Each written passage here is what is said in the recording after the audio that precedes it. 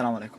انا امس قلت لكم بقول قصه بعد ليش ولا قلتها، بس ممكن ما نتكلم في الموضوع يعني، لان انا كل الكذب اللي انا عارفه خلاص كل التصريف اللي انا عارفه قد قلته. بعدين الله اكبر، يعني القصه اللي كنت بقولها امس بقولها اليوم، يعني هي لها 500 سنه، يعني ما راح يضرها تاخير يوم. اذا هذه والله تصريفه حلوه ليتني قال في البدايه. والله بعد ما طاحت الاندلس كانوا الصليبيين يمسكون المسلمين ويدخلونهم الكنائس ويتفننون في تعذيبهم ابشع انواع التعذيب. يا رجل كانوا يفتتون عظامهم تفتيت، يفتتونها. التعذيب استمر سنين لين قدر واحد من المسلمين يرسل رسالة ووصلت للسلطان سليم الأول العثماني. يوم وصلت له سليم يولع ويجتمع على طول سليم الأول بالقادة العثمانيين ويوريهم مهمة مستحيلة. يوم عاينوا فيها قالوا أوه هذه بس عطها عطها وجنب عنها. عروج هذا قائد عثماني حياته كلبوها في البحر، ثم رجال الجبر، ثم لحيته حمراء وشوارب حمر، ثم القراصنة ما يقربون الديرة اللي هو فيها. يوم دخلوا على سليم الأول وشافه وهي عاين فيه قال أشهد بالله أن هذا والله مصيبة المصايب. قال استلحي عروج، وهو يجلس على الروج وهو يعلم سليم الأول التفاصيل. قال اسمع يا عروج، تطلع منه طال عمرك لين توصل للأندلس، اللي يعترضك من اسطول إيطالي ولا إسباني ولا برتغالي اعدم على دربك. ثم اليوم انك وصلت هناك دور لك ميناء ارس فيه، ثم اعدم الدفاعات اللي فيه وانتشر انتشار بري، ودور الكنائس اللي فيها المسلمين، اقتلوا الصليبيين اللي فيهم وحرروا الاسرى المسلمين، ولا تطلعونهم في الشمس، تراهم لهم سنين ما شافوا الشمس، ترى احتمال ينعمون، واذا جيتوا تشيلونهم شيلوهم بشويش، تراهم جوع ما اكلوا شيء وجلودهم ما تتحمل، تراكم جلوف انتم حرش، شيلهم بشويش وانقلهم للسفن. قال لي عروج من يوم ما تدخل الاندلس لين تطلع ترى ما معك الا 6 ساعات بس تسوي المهمه هذه. قال عروج 6 ساعات واجد بعد، خلاص ازهل. تلها عروج بسفينة طال عمرك ومع طاقمه يود نقوة رياجيل مصايب على الكل ابوهم وحوش، هم يروحون للاندلس. العسكر حقين المينا في الاندلس جالسين طال عمرك ما دروا الا عروج بينهم لحيته وشواربه، وذبح وهو يروح الكنائس طال عمرك ويدخل عليهم ويلقى واحد من الصليبيين طال عمرك ويمسكه. قال المسلمين وينهم؟ عاد عروج مع السكين من غير يقطع من الصليبي كل شيء يقطع منه شوي وينطل. وين المسلمين؟ ويريها الصليبي معه ويهرب المسلمين كلهم ويحطهم في السفن ويعود على الصليبيين اللي في الكنائس ويذكيهم كلهم ذكاه كلهم في كنايسهم طال عمرك، هو يعود للسفن ويتلها للجزائر.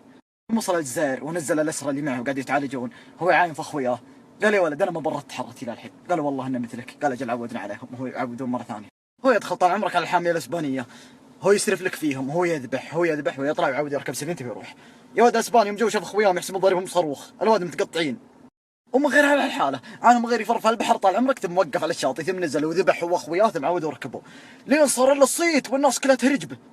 يعني الكتيبه الصليبيه يا اخي ما يدرون الا الشبح بربروس طالع بينهم كذا لحيته حمراء هو واخوياه، يذبحونهم طال عمرك ويرجعون سفينتهم ولا يقدرون يلحقونهم ولا يدرون وين يروحون اصلا.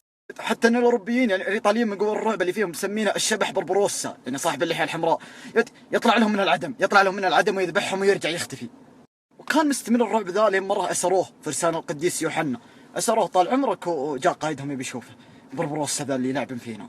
جاهم يوم دخل عليهم قال وينه؟ قالوا عنه تلقاه في الغرفه هناك. يوم وصل الغرفه طال عمرك يدورونه لقوا واحد من العسكر ميت عند الباب، بربروس حاشك حيلان. راحوا العسكر يتعادون يدورونه والقائد جلس. قال لقيتوا هذا وجهي والله ما تلقونه. هذا السفينه طريح. بربروس يوم انحاش لقى سفينه صليبيه واقفه على الشاطئ، طال عمرك لقى طاقم 6 7 هاي ذول ما ياكلون مع عيش، يعني قلبهم كلهم اخذ السفينه وراح ويتوجه بالسفينه لمصر. يوم اقبل على الشواطئ طال عمرك يدربلون على السفينه الصليبيه جايتنا، ويدربلون لحيه ذيبان حمراء وشواربه واقف بربروسا، ويدخلون العله على الرياجيل هذا على حاكم مصر. يوم عاين فيه لا اله الا الله. قال سم امر يا بربروسا وش تبي؟ قال ابي سفينه جديده بروح للجزائر. قال ابشر. هو يعطونا السفينه جديده طال عمرك ويتلها للجزائر، يحارب بجنب اخوه اسمه خير الدين، علة بعد مصيبه، يود العائله ذول كلهم دواهي. هو يعطونا السفينه جديده طال عمرك ويتلها للجزائر، يحارب بجنب اخوه اسمه خير الدين، علة بعد مصيبه، يود العائله ذول كلهم دواهي. ومره كان في مدينه تلمسان الجزائريه، وكان في القلعه، وفي واحد من الخونه فتح الباب للصليبيين عشان يدخلون القلعه، هم يتسللون الصليبيين للقلعه. يوم شافوا واحده منهم قال ابكي ارجع وراك، بربروس سمعهم ارجع بنجي بس ارجع اطلع هم يطلعون. قال اذا انت متاكد؟ قال اي والله اني شايفه بربروس تعلمني فيها، والله اني شايفه بس ارجع بس خلينا نطلب دعم. هم يطلبون دعم طال عمرك، هم يتجمعون جيش الكفار كلهم عند القلعه. يوم دخلوا جيش الكفار طال عمرك قال هذا بربروس واخوياه معهم جزائريين ابطال، هم ينزلون طال عمرك ويتحاربون وتولع القلعه حرب، وحشد الكفار كل ما يزيد وكل شوي داخل عليهم دفعه كفار. هذا بربروسا ما يقدرون يذبحون اللي زي كذا، ما يقدرون يذبحون اللي يتجمعون عليه. ميروان اخوك الكثره غلبة الشجاعه وذبح بربروسا. يوم اعلنوا انهم ذبحوا بربروسا واجرت الكنائس تضرب وكل هذا اقوى نصر لهم يذبحون بربروسا. ما مات بربروسا لين انقذ الاف المسلمين. زلن سليم الاول عرف من يرسل تحيزم برجال. يا ولد ارسل حر ولا توصيه. كانت هذه يا اخوان قصه بس عروج، يعني قصه بسيطه من احداث بسيطه، يعني اخوانه كملوا المسيره.